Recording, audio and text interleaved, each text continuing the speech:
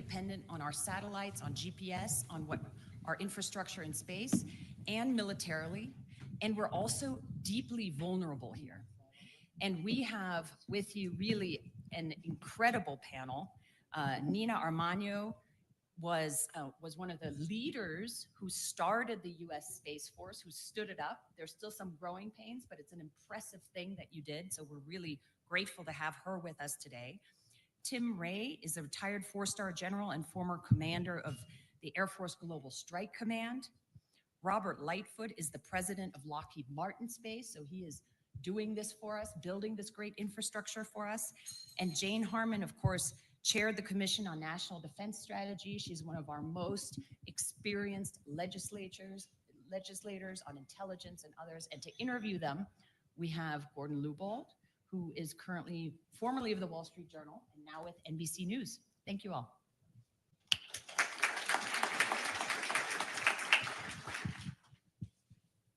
Is this right? Anyway, great to be here. Welcome, honored to be here. I guess now the first panel, talking about a great topic. I was chatting before we came up here that as in prepping for this panel, I was talking to various smart people I know, what's a good thing I should think about on space, questions or whatever. And one guy who's particularly smart, Jane and I were just chatting about, he said, yeah, like I want to know more about space. I just don't have time, or I just didn't really, I haven't spent a lot. I should be more into it, but I'm not. It's kind of like I should teach, or I should learn Mandarin someday, but I just haven't gotten there. I think with that, what I'm hoping we can do in the next 37 to 40 minutes is have a smart conversation with smart people, obviously, about this topic, but even recognizing the caliber of the people who are gathered here today. Not everybody knows enough about space as much as they might like to. So I'm hoping that kind of one of the takeaways here ultimately is that you come back or come out of here thinking like, maybe I should be thinking more about space. I think I probably will, now having prepped for this and then have this conversation. Where in this moment, President Trump has focused some on space. He did create Space Force. Candidly people thought it was kind of a joke and the uniforms and it was like Star Trek or whatever, but it's actually like it was a smart move. And I'm not saying that politically, I'm just saying I think we're gathered here to talk about this for a reason.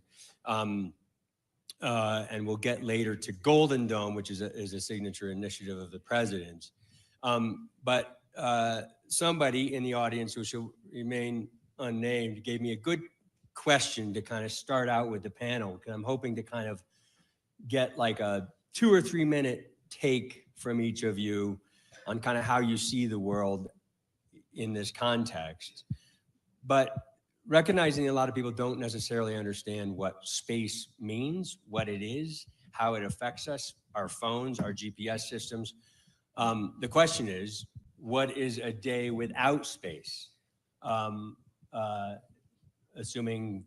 Recognizing that we don't always know what a day with space is. So we can just go down the line on this one. Jane, if you want to start, I'd love it.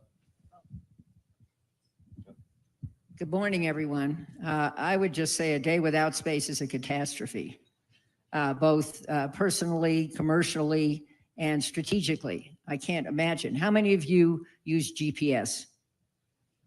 Oh, look, guess what wouldn't work? Thank you, Lockheed, by the way, for helping us with GPS.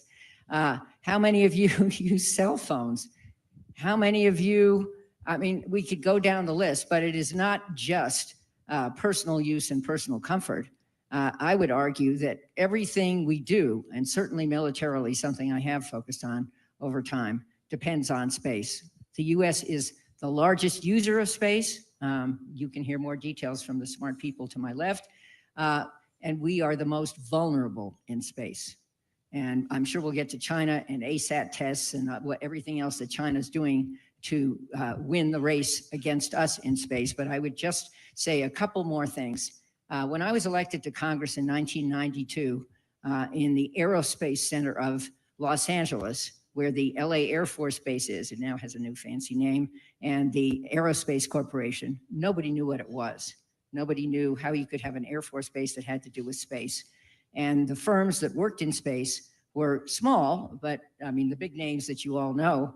But then 20 years later, as our task force report for the Council on Foreign Relations, which Nina and I co-chaired, documents, there's been an explosion in space. And leading that explosion is not the US, it's China. Final comment, Mike Pence, whom I had served in Congress with for 5 terms, approached me during Trump 1 and said, we really need a space council. And he was the driver of the focus in the White House on space. I would say in bipartisan fashion that the focus in space lagged in the Biden administration, and with the exception of some guy who used to be my constituent, his name starts with E, wasn't really a focus of President Trump, and needs to be much bigger focus of President Trump and all of us. I'd like to just pull on the theme that Anya stated yesterday, the entire theme of this conference. Question your assumptions.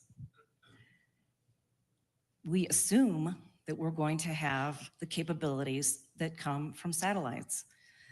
The United States military certainly relies on exquisite capabilities that come from satellites, from communications, strategic communications. All of our nuclear command and control go over satellite systems. Our weather, our missile warning, yes, GPS.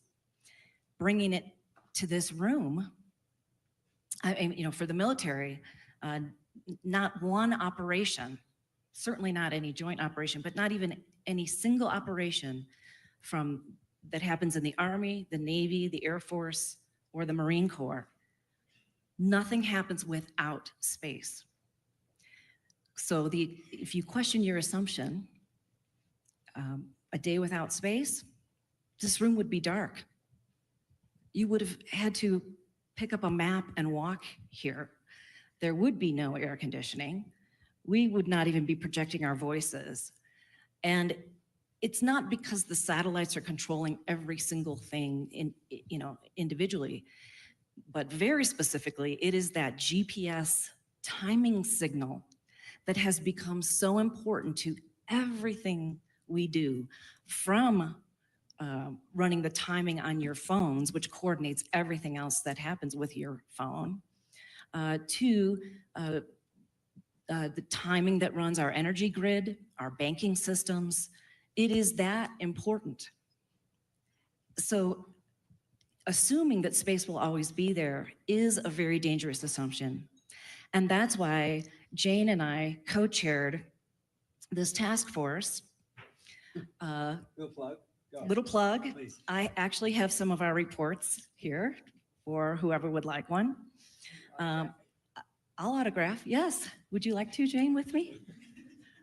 Okay, special autograph versions of our report.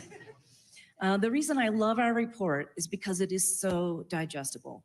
We set up the situation up front, which is our satellites are relied upon by not only the United States, but the world. They're vulnerable to attacks by Russia and China. We can get into the threat later if you'd like. The number of satellites in space are growing thanks to launches and mega constellations and our amazing commercial space and industry space capabilities. Debris is increasing though because of those launches and because of satellites that are aging out. And this all comes together in what I call a train wreck unless we as the United States make a point to prioritize space. This is so digestible because it gives you 7 findings, 7 recommendations, and you can read it in about 5 minutes. We put everything right up front. Thanks to Jane Harmon, who cracked the whip on our task force every time we met. So, please, we'll pick up a copy at the end and Jane and I will sign for you. Well played. Yeah, thanks for being here. My first chance to come to this forum, and so was hoping to just be in the forum only to find myself on my drive up from Denver that I'm on the panel. So, so it's great to be here, sincerely. And I know many of these people here, so great opportunity. So where I come from is a couple of experiences I think that help shape this. Spent a lot of time in the nuclear community, and so what it means to operate the nuclear forces.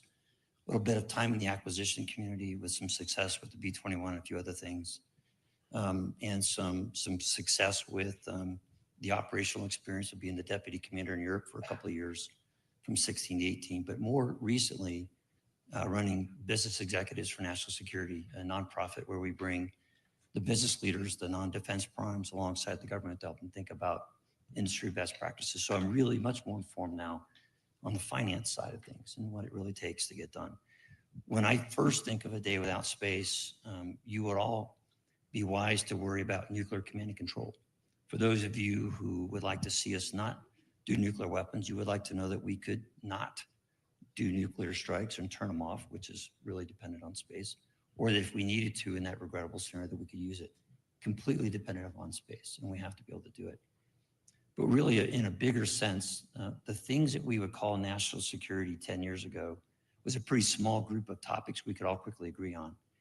In 2025, that size of topics now expands to almost the entire society that we live in because of everything we do, from supply chains, grid management, energy abundance, not just energy resilience, but how we do our workforce, how we deploy capital. And I think now for us to go forward into this area, you're going to have a tremendous relationship between finance and freedom to be part of the underpinning conversation. You see the gridlock in DC, it can't get there by itself. So how you manage the development of capabilities in the public and the private sector and how you master that art, I think is going to be one of the things that define our success going forward. So that's how I see this as a really important part of that chapter. Thanks, Robert. Yeah, I think my take on it is a day without space is simply chaos, right? I don't know if we really understand that. We talk about space, the folks that work in space, we understand that perfectly. I'm not sure the general public or a lot of people that are very educated understand that. And so when you think about what we began to use space for decades ago, it was to allow terrestrial operations on Earth, things that would happen, whether it was business, whether it was finance, whether it was military reasons, right, for that purpose. A fundamental shift probably occurred as we got more dependent on space. I think the fundamental shift was 2015 when the PLA decided, or China decided, that they declared space a warfighting domain. And when they did that, they actually changed the narrative, because everything we had built before that was to support things that are happening here on Earth. So we didn't have to worry about protecting that domain. So if you think about the domains, when we talk about domains, it's land, sea, air, cyber, and space. And I think cyber and space, and that's why I'm glad there are panels on both today, are the two that are least understood. You can see land, you can see sea, you can see air, you see planes, you see tanks, you see ships, right? So you get that vision. You don't get to see satellites. And I think the understanding, if we can have one takeaway from today, would be this group, this thought leadership group that's assembled here, has a better understanding of your reliance on space and why we need to protect it and what's so important about that domain in our daily lives, but also in the security of our country. That's great, real well put. And also to drive home the point, we're not talking about just a day without space. Potentially, it's not like lights out and we lose power for some hours in our house. This is like potentially you don't just turn it back on, whoever attacks space or attacks the satellites that control our phones or whatever else. It could be a much longer term proposition. I wonder if we could just kind of dig down a little bit more on the threat posed particularly to the US by our, as Americans, reliance on space, the satellites and all the rest of it. Well, let me just back up and say, I think we understand that American capabilities in space are amazing. You guys can speak to that if you want, but it's in particular China's ability to blunt some of those capabilities, their counter capabilities, that I think is where you see the rub of this kind of space race. So I wondered if you could all just talk about that talk about the threat. And not everybody has to answer every question. Everybody can jump in. You all know each other. Jump in, argue, disagree, agree, whatever. But whoever wants to jump in first.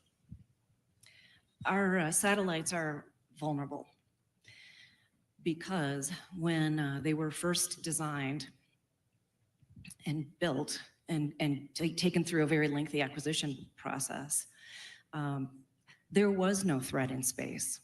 And we are talking about like unfortunately, a 20-year cycle.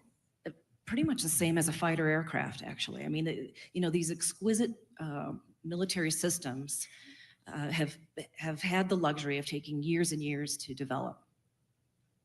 But we don't have that luxury anymore because Russia and China have built weapons and deployed them in space. All the way back to 2007, when China launched an anti-satellite missile, destroyed one of their own defunct weather satellites, created thousands of pieces of debris, and in space, debris creates even more debris. So it was a terrible situation.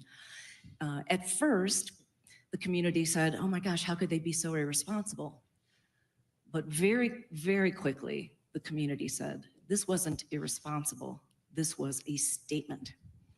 This was a show, a demonstration of their capability to destroy not only a Chinese satellite, but any satellite that they could reach." And this was in low Earth orbit. Today, they can reach geosynchronous Earth orbit, which is 23,000 miles above the Earth's surface. That's just Russia. China have ground-based anti-satellite missiles. In space, they can attack our satellites, and they have, especially Russia has demonstrated this. There are ways to attack our ground control stations. I mean, that would just be a kinetic attack. We're vulnerable to cyber attacks in space, of course. Everything is connected from the satellite, the connective tissue to the ground segment, and then the connective tissue to the user equipment. And for this audience, the user equipment is your iPhone. All of those connections are vulnerable. And so the Space Force was actually established to protect and defend the domain, and we can certainly get into that, but the threat is real, and I think Jane wants to add to this. Well, I wanted to segue to the threat to commercial and personal use of space, because it's not seamless. The military use is a specific focus, but the rest of it gets hurt too. And just think of all that debris called space junk floating around that can attack not just military satellites, which are vulnerable, but commercial satellites. And again, let's go back to GPS and all the things we can't live without. All of that stuff can go down basically accidentally, maybe intentionally, but possibly accidentally because of things crashing around in space. So our report doesn't just focus on the military threat, which is crucially important, and this is the Aspen Security Forum, but we also focus on search and rescue missions, on how to regulate space junk, on how to regulate space. Space doesn't respect national borders. I mean, President Trump can issue as many executive orders as he wants, but he's not going to take over the management of space with an executive order. Even Elon Musk, with his prowess, isn't going to take over the management of space. And just one little segue, in the 90s when I was in Congress, this young South African called, and he was in a rental facility in El Segundo in my district. El Segundo is also where the Aerospace Corporation and the LA Air Force Base are. And he said, "I want to talk to you. I'm building these less expensive missiles with Russian technology, and I want to sell them to the Pentagon." So I don't know what your reaction would have been. Mine was, "Really?" And shows what my judgment is worth. But more seriously, I'll just make one comment on that. He has shown his incredible genius, but so have other companies, one of whom is on this platform. And it is important not to rely on sole source contracts. It's important for our government to use all the innovation the private sector can provide. This was a recommendation of the Commission on National Defense Strategy that I chaired as well, and to leverage, respect, applaud, help amplify the prowess of the private sector. Yeah, I'd like to pitch in there. I always think about these as the margin to respond. You can't, on the surface, just stop somebody from acting. You need to deter. But the capacity to take a punch and respond appropriately is a really important part. What Jane just said is a really important piece about what the industry can do. You've got a really big challenge in our country is that we've never scaled real capabilities since the end of the Cold War. We bought a lot of things for the war on terror. But we've lost that gene, right? So how do we tap into that innovation becomes a question of mastering the finance question of how we get the players on the field. You've got about $8 billion a year playing in the venture capital world, and it's pretty stable. But you're not seeing the private equity world come in because there's no cash flow, free cash flow scenario. So when you want to say go faster, tap into it, there has to be a realistic approach to the finance piece of it to actually pull it off. And so you're pretty healthy from a venture capital perspective. I think the relationship between the Space Force and the commercial space industry is really a great example. But because there's been that venture capital that's played, there's a pool to pull from. Other sectors of the industry are not as fortunate. So there has to become this acceptance of who can play and what we do with them. And the fact that we're not going to pull all those venture capital people across, you actually need to reconcile what you're going to do with the things you don't buy so that the Chinese don't buy them at dimes on the dollar. But to tap into that innovation, we don't have an innovation problem. We have an adaptation problem. We have a scaling problem. We are very good at innovation. How do we pick up those pieces, coherently put them together, and build margin is the real question. And that takes all those great recommendations and goes to the next. If you think you can go to Congress and make that happen, that's probably not a great strategy. But really knowing how we tap into the commercial financial markets to make that risk reduction a reality, I think that's going to be one of the formulas for success. Yeah, I think to pile on that one, I think that's really important. I've got a lot of my competimates out here in the audience that build these systems, and how do we bring in the new ideas, but help them scale? You take a company like Lockheed Martin, we've got plenty of scale, we've got plenty of legacy, but we're also used to exquisite and bespoke. We do plenty of innovation, but others do innovation too. And how do we partner as opposed to compete, right? And that's the way we're going to deal with this threat, because the one thing that I think the biggest threat we have is time. We can't buy time. And if you look at the threat space, in the last, I forget the numbers, I think since 2015, China has increased the number of satellites they have for intelligence, surveillance, and reconnaissance by 500%. 500%. I don't have time to go be bespoke and perfect and everything. I need to get capability on orbit that deters. This is a deterrence discussion, not necessarily a defend and defeat discussion. So our ability to, as maybe a more established company, to work with folks like the General's talking about, we've already been doing that. We're doing that in several places with our technology demonstrations, but that's the way the country is going to be more successful, I think, going forward. The other piece of that, really, if you think about threat, I know we're talking about in space, the threat is can we get the workforce? How do we excite the next generation to come into science, technology, STEM roles, right? Engineering, math. That's drying up. China's graduating ridiculously more engineers than we are.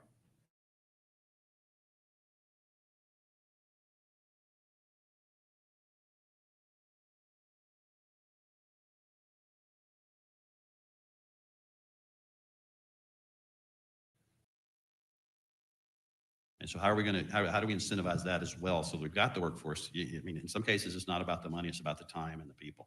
So, And the infrastructure. yeah, good point. Could I just add a PS about the United States Congress? Anybody ever heard of the United States Congress? Anybody care about the United States Congress? I admit I bailed at a time when it was becoming more partisan and headed the amazing Wilson Center for 10 years. Sadly, that is going away due to drastic cuts by this administration. But my point is that Congress does have a role, a big role here. It did have a role, it does have a role. For one thing, the proposed budget cuts NASA by 25%.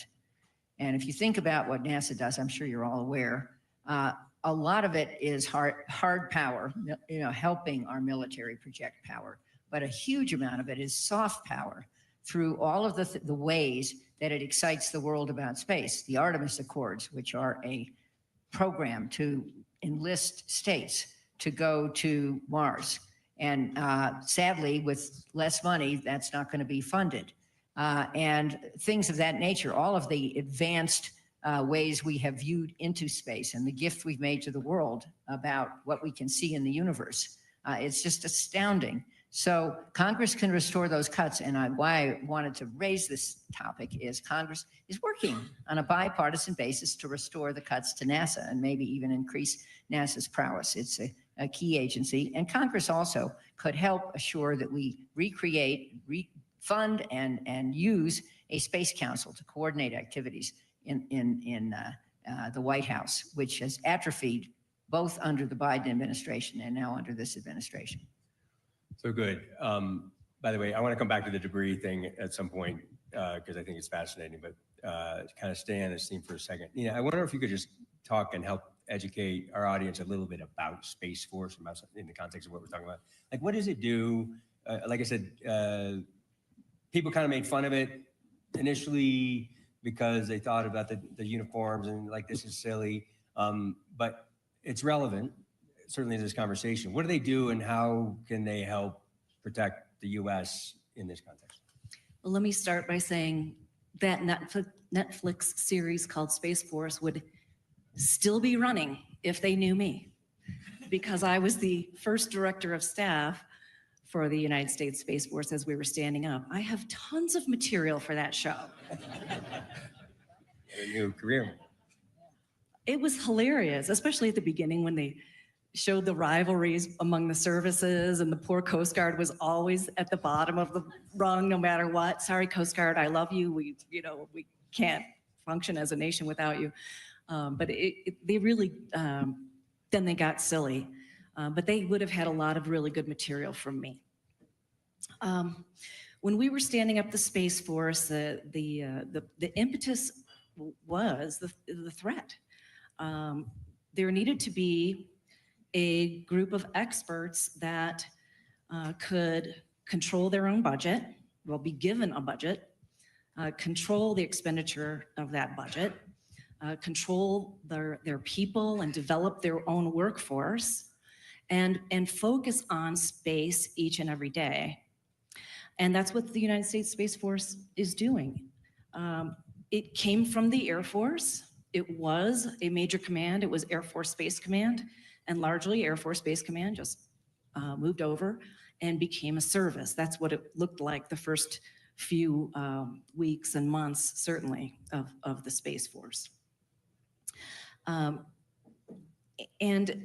what I like about what they're doing now, yeah, those first few months and years were about the uniform and the song, and it was just it was an effort to establish a separate culture, internally, a separate look externally. But what I like what they're doing now, I mean, there are doctrine documents being written about how not only to protect and defend in space, but how to ensure that those capabilities that we have continue to operate through conflict, so that the Army, Navy, Air Force, and Marine Corps, in all domains, air, land, sea, undersea, can continue to function, to win wars. That's what the Space Force is all about. But there's a new domain, and in space, with the threats I did explain earlier, there needs to be a very deliberate approach to not only protecting and defending our satellites, but just like any kind of other military, we are now starting to talk about defenses and offensive capabilities in the space domain. Congress is on board. The Department of Defense is on board. Wasn't there a cut to the Space Force budget though? And then maybe reconciliation helped it out. But The Space Force budget is flat. The first couple years, you did see almost a doubling, but it has been flat. And, you know, I have been critical of a flat budget for the Space Force. They are mission focused. They are small, maybe not as savvy as the other services as far as arguing for their capabilities. When you see, I'm just going to be honest, when you see the Army growing in those first couple of years, the Army growing and the Space Force, you know, 3% of the DoD budget, that's a foul. And you're right, the reconciliation bill has very much boosted space capabilities, or has the promise to, as well as Golden Dome. I want to come to Golden Dome, but Let me throw can you- something yeah, on please. top of that, because I was on the sidelines watching it, know Jay Raymond pretty well, and listened to how he thought about it. I think if we prevail as a nation in the next 50 years, one of the most strategically important decisions we made was to build the Space Force. It will be an elemental move because you went from an intel perspective in space and a lot of very expensive programs. You needed somebody as savvy as these guys to grind the gears with Congress to shift, because that was really a very ungraceful transition, but there was no other way, right? And you can't get this without Congress, but I'll always admire the strategic wisdom to go down that path and to create this DNA. And I'm a strategic nuclear guy, but I'm their biggest fan because of how they did it. It was a huge lift, but you really needed those experts in the room making Congress allies and to get those big shifts in the programmatic piece. But I think it's going to be a game changer for us going forward. I'm just fascinated by the debris thing, so I just want to come back to it really quickly because I'm pulling from the report that now we can now plug it once again. 40,000 items in space that are bigger than 10 centimeters long, traveling at speeds of up to 18,000 miles per hour, which, by the way, I didn't know that was a thing. But that's just like a tangible thing that people can kind of like grasp onto. Okay, there's a bunch of litter up there. So how do you manage the problem? How do you work with allies and potentially adversaries to manage even that problem? Anybody? Hey, I just want to see if Robert will jump in here wearing his NASA hat.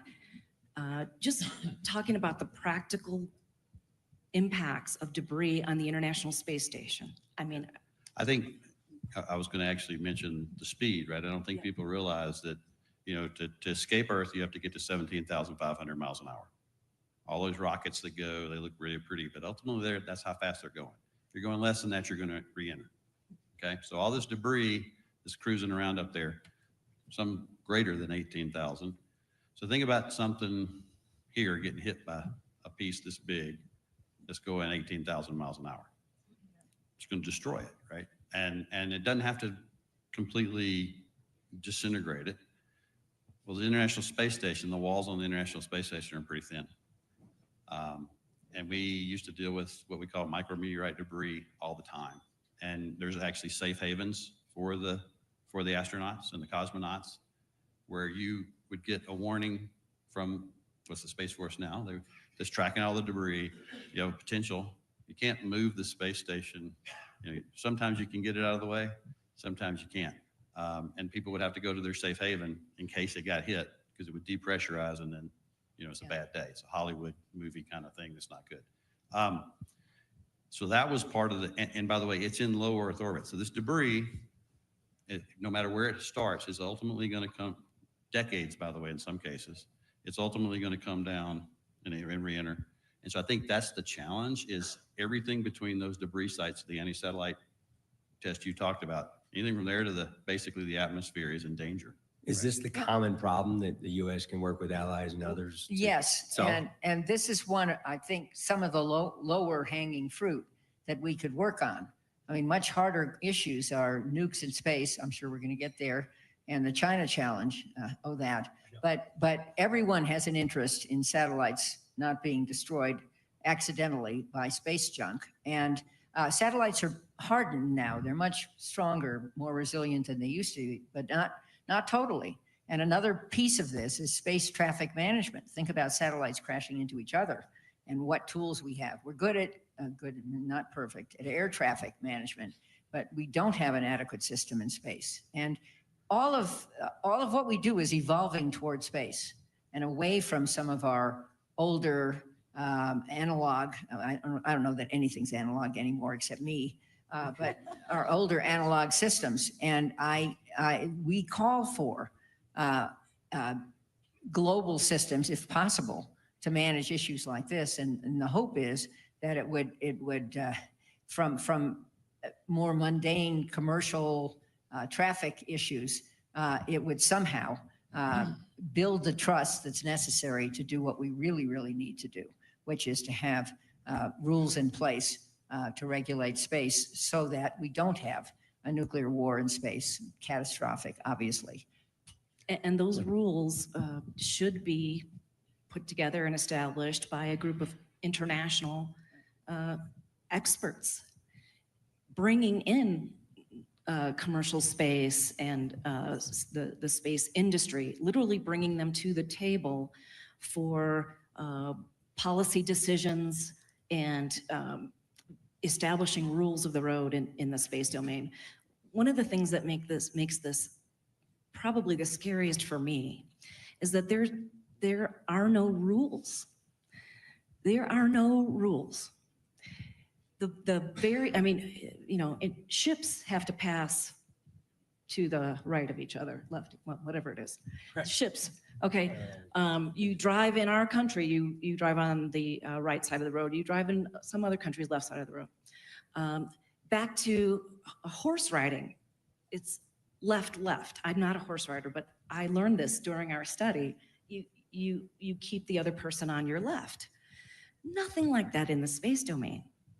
And so with all of this extra activity up there, be it nefarious or just the fact that China is growing exponentially in space and using space like we do in the United States, there is a chance for a miscalculation. That is and then you add to it that we don't communicate with China. Ambassador Burns mentioned it yesterday.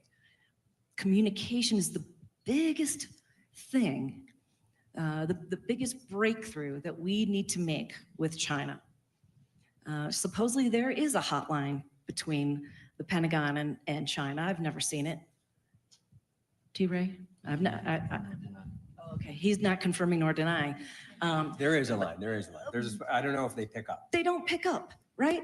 The United States is the one who does space traffic management. It's a small squadron in Colorado of military Space Force guardians. They do it for the world. And they email China when there's going to be a collision or a potential collision. And do you think they get answers from those emails? No. So we need an international approach, and we need China to be at the table with us. We could explore that further, but I want to hit, if this thing's right, we have not that many remaining minutes. I want to hit Golden Dome real quick because I think it's the, again, kind of a signature initiative by the president. I think it's a tangible thing that people can kind of be like, understand kind of a system of systems to defend the American homeland. It's in its nascency. I'm not sure that there's a strategy necessarily that the administration has settled on. I think, for various reasons, and we'll leave it at that. But the president did throw out a $175 billion number. I think somebody suggested to me that that number was maybe pulled out of space a little bit. But does the U.S. need a Golden Dome? What's changed since President Reagan suggested Star Wars years ago? And is the president's vision, such as it is, realistic for everybody? I'll tell you, divorce yourself from the source and embrace the idea that you now have two nuclear triads you have to deter. The Chinese are hammered down on matching us. Your triad is ancient and really struggling. You've got to rebuild it all. You can't keep up with two. So for every 2 I build, they just have to build 1. You have to go there with missile defense. You saw my time in Europe. I was the 3-star who would run the integrated defense systems with Israel. It's a numbers game, bottom line, but the homeland is no longer sanctuary on many dimensions. And you cannot deter, with one triad without changing the relative magazine depth of our adversaries.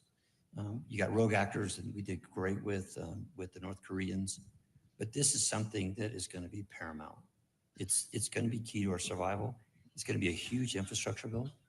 It's going to be a huge tech bill. It's a big space piece, but we don't have the luxury of waiting to debate this. You're out of time. And Time's the enemy. I think the general said it well. The difference between now and the Reagan era, 2 things. It's the threat space is totally different.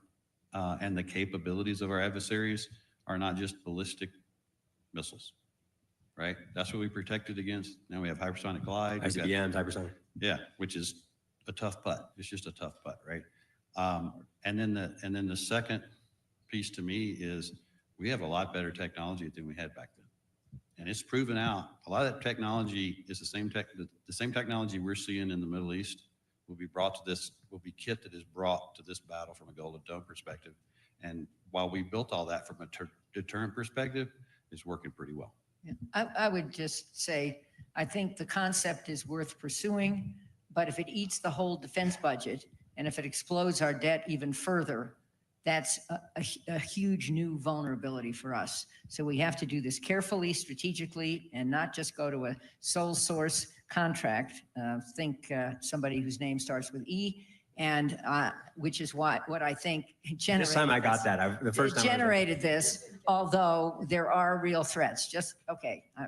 That's not a partisan comment, Nick. I don't know where Nick is. I promise it's not, because he was my constituent. So okay.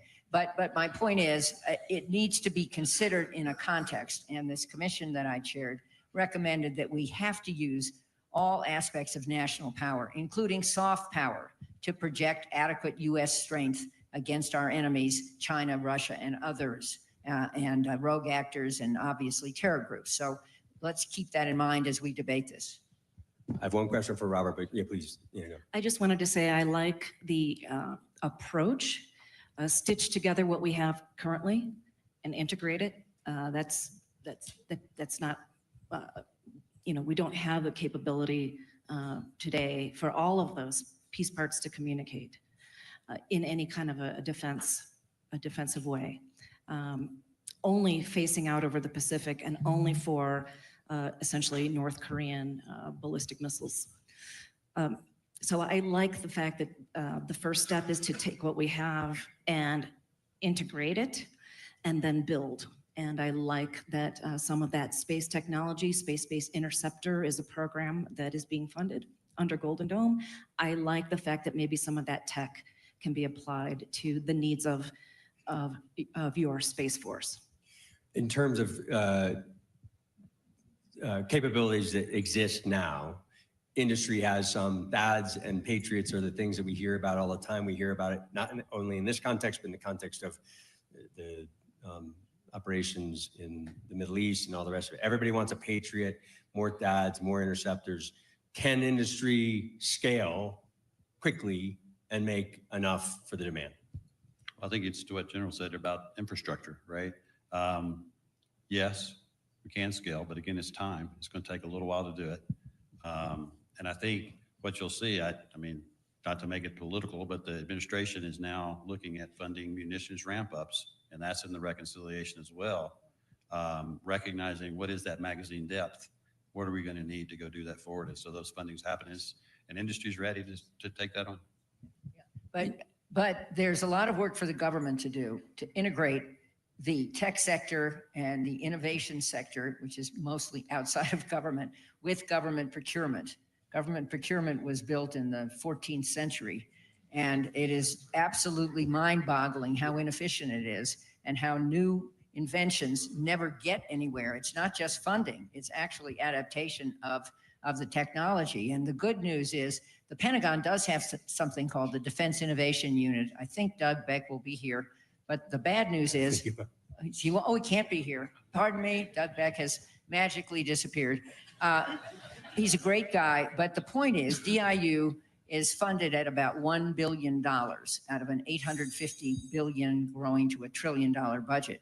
Go figure and ask yourself, is that enough money to do what is really needed? Let me throw one last thought. And then we're going to get the hook. Yeah. If you want the American military to come to your aid, which we absolutely must do, if you want us in your regions, in the Pacific, in Europe, we have to project power from the homeland, and it is no longer sanctuary. This is in the good of everyone's interest that we do this, because if we want to go to Europe, then we're going to be attacked in the homeland, and we're going to be stopped from a multitude of threats. And so this is about, not just about America, this is about strategic depth to take care of our partners as well. All right, thanks so much. I actually had a great closing question, I thought, but I don't think we have time because I think Neve has given me the virtual hook. I wanted to get to some questions here, didn't get that. There's a lot to talk about. Thank you for everybody for joining us. Please join me in thanking our panel, and also a special star for Tim, who stepped in at the last minute. So thanks very much.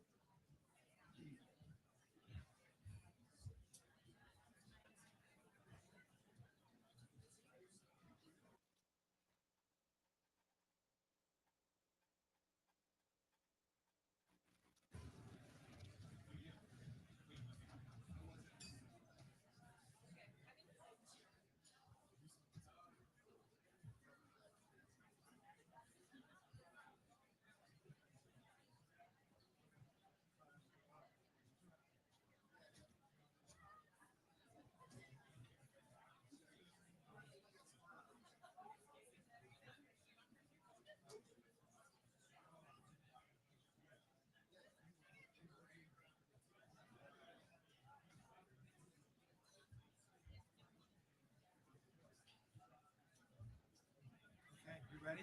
Yes. Thank you. Sandy will sit here.